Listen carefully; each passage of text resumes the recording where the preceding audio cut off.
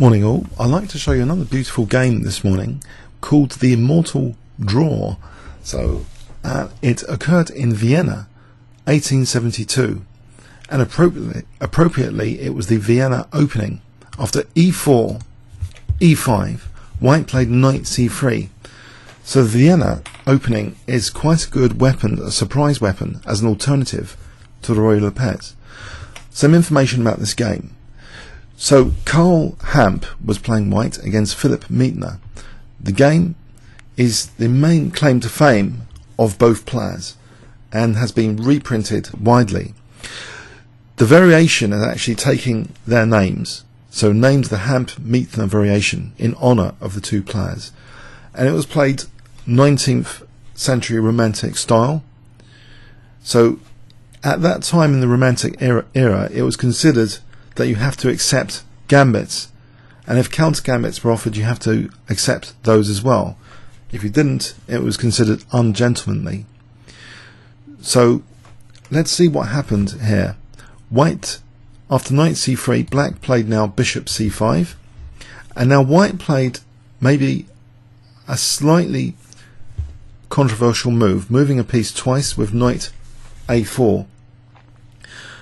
And it's also potentially a loose piece on a4, and black reacted very aggressively here with a surprising move.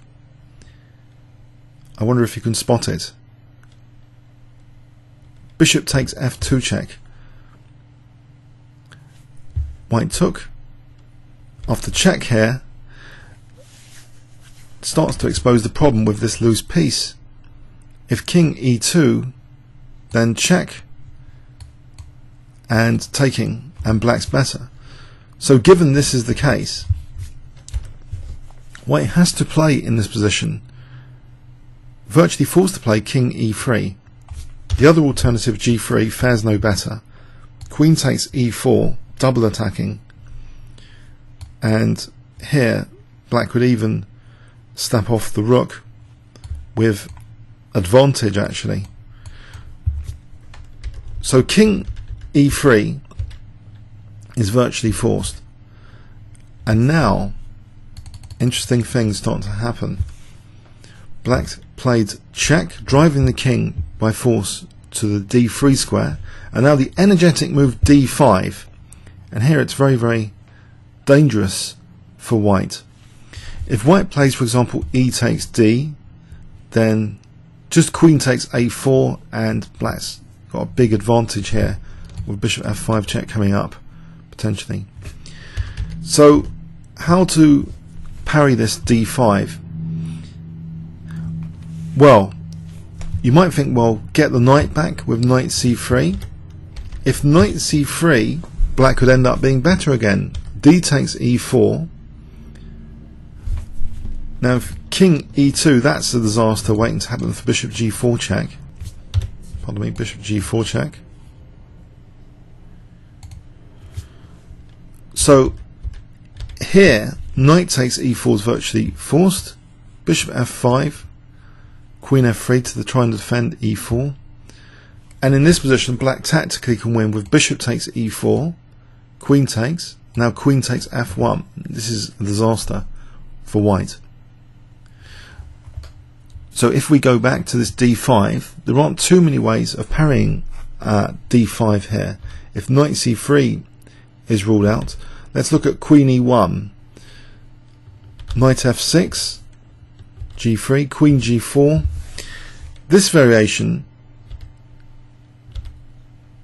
may be slightly better for black as well, with this beautiful idea of sacking a piece here on c8, because the white king is so exposed in this position. So if white takes here, now knight c6 with very dangerous threats. Threatening, check, king a3, queen d6, mating, and in this manner black, if a3 is forced to try and keep the king safe, black is better in this position. So if we go back to this d5 again, it seems knight c3 isn't that good, queen e1 isn't potentially that good either, or e takes d5 is terrible. So what was played is actually king c3 and engines really think this is the best move for white in this position, to play king c3. Okay, black continues with queen takes e4. Okay, and the threat is on the knight still. Now here, white played king b3, defending the knight clearly, but also maybe planning an escape like this, or maybe if the knight moves first, then escaping on a2. Black now plays in this position knight a6, and here, okay, white's escape plan continues with the move a3. But before we go on to king b3, this may have been an opportunity for white to have considered in this position the move d4. This gets rather hairy. So for example, ed4, queen takes d4 is a fantastic move here, trying to offer back some material. With check, and now bishop d2, this actually puts white in the driving seat, and actually maybe is better in this continuation. Very hairy, but white's better here. Very tactical position, but I think the worst is over. Engines really like this for white. So there was an opportunity maybe after queen takes e4 to play this move d4. It does seem as though white could be securing an advantage. Possibly knight c6 might be a little bit better than ed4. Here for example b3, check. We have this kind of position which less than half a pawn advantage to white, but white's not losing, so if anybody's got the advantage it's white here. So missed opportunity perhaps to not play d4 here. So instead we see king b3, knight a6, and now white with this escape plan of a3. Again though, d4 in this position is even more clear cut here to secure potentially an advantage for white. So for example ed, we have bishop takes a6, eliminating a lot of the threats, and now a3, the escape route planned, and here white would be better. For example, this is okay for white, this continuation. King can escape. So let's go back. So after knight a6, we see instead a3. So okay, but why isn't this good? White's potentially threatening, well, d4 and king a2 just to escape. And in any case, maybe he thought he had this at leisure to play d4 here, as there doesn't seem to be a major concrete threat. But here things get really, really interesting. Can you guess what black played in this position? If I give you 10 seconds starting from now.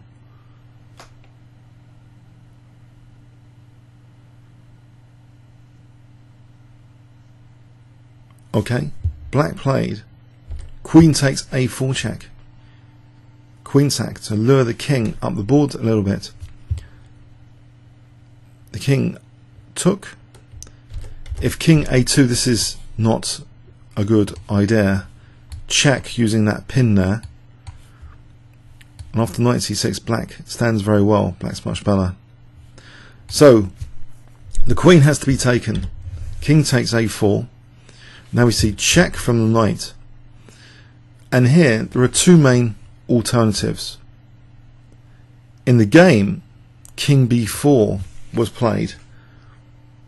And there's a really hair-raising alternative unearthed by engines in this position to play king b5, and for example knight e7, and there's only one move here which can promise white anything, which is the move c4, and we have some hair-raising continuation like this. a5 threatening, b6 mating, check, and now the stunning queen takes a5 against that b6 to be able to take with queen takes b6, and here white actually might be surviving potentially with a theoretical advantage according to engines,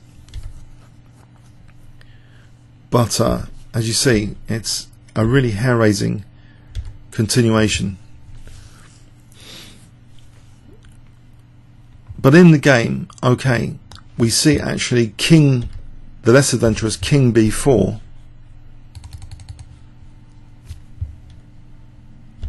check, offering the knight now, and now knight e7, and the threat here is a mating 2 with b6 check, king moves to b5, and then bishop d7 mate, so very precarious for the white king safety here. White plays now, virtually it's the only move to try and save the position, or to try and salvage a draw. Bishop b5 check, and here black plays the absolutely strongest move. If black plays c6, he's blown it. The threat of b6 is gone. White can just retreat, and there's nothing here. White's absolutely winning this. But black played king d8,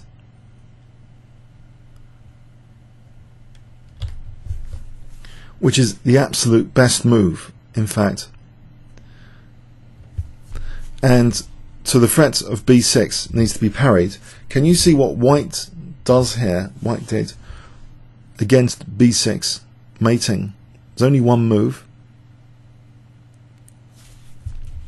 White plays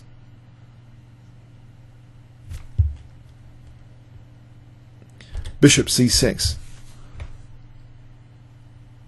So why is it only one move? Why only bishop c6? If bishop, say the bishop goes back, we're just going into a mating net with check and bishop d7. That's the big problem. But there's a move here which, so bishop c6 saves white. Black now plays b6 after king b5. Now knight takes c6 is played, threatening, check, king a4, bishop d7 mating. White took on c6, and now can you see what black played in this position? Only move for black now to draw this. If I give you 10 seconds starting from now.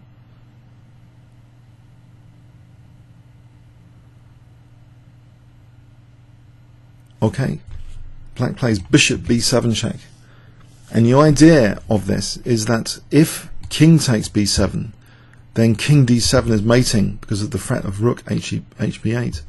There's nothing really white can do here. Even with the extra queen, you can only throw in a check, and then what? This threat can't be stopped. So okay, that bishop cannot be taken, so the king goes to b5, and now we get this perpetual variation with check here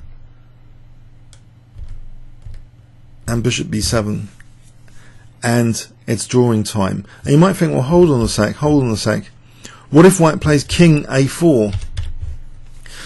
Can you see what black can do in this position if king a4 is played? If I give you 10 seconds starting from now.